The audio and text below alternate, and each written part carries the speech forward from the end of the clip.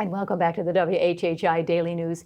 Haley Frazier has joined us. She is with the Bluffton Township Fire District. And the reason she is here is because we're moving into spring.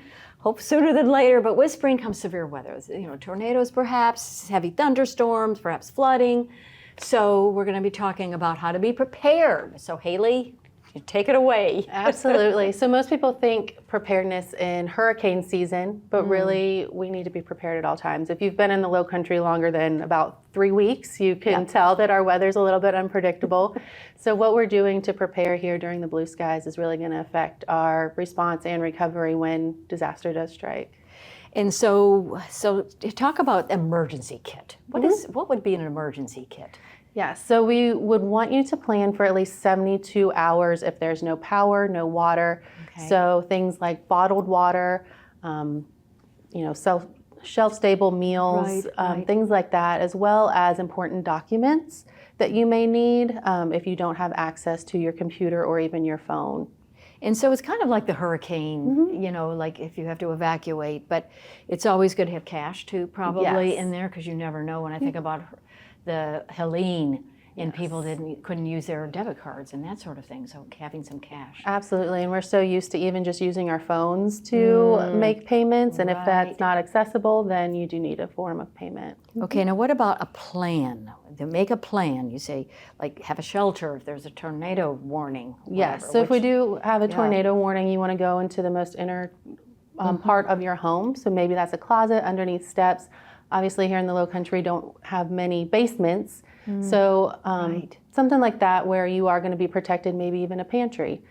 Okay. So areas like that you'll be more protected than you are. And if you are able to evacuate and you know a storm is coming, then you always want to make a plan to have those evacuation plans in place, hotel accommodations, or even a friend in another part of the state.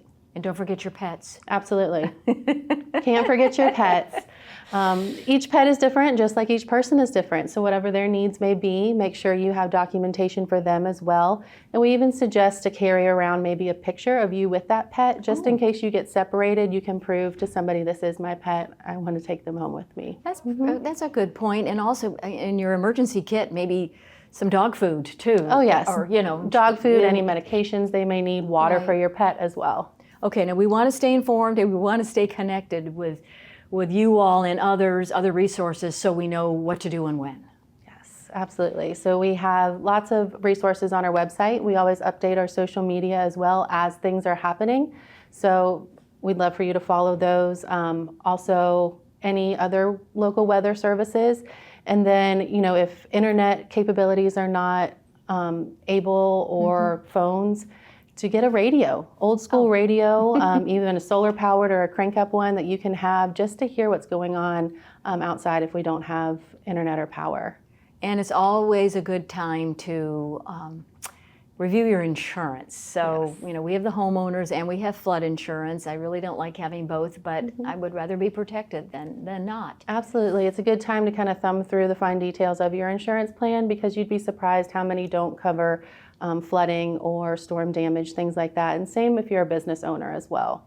All right, and so any other tips before we close this interview? I'd say it's never too late to prepare. So do what you can now so that you're not stuck in, a hard situation later. All right, thank you very much, Haley Frazier with the Bluffton Township Fire District. And we'll be right back with more news. Don't go away.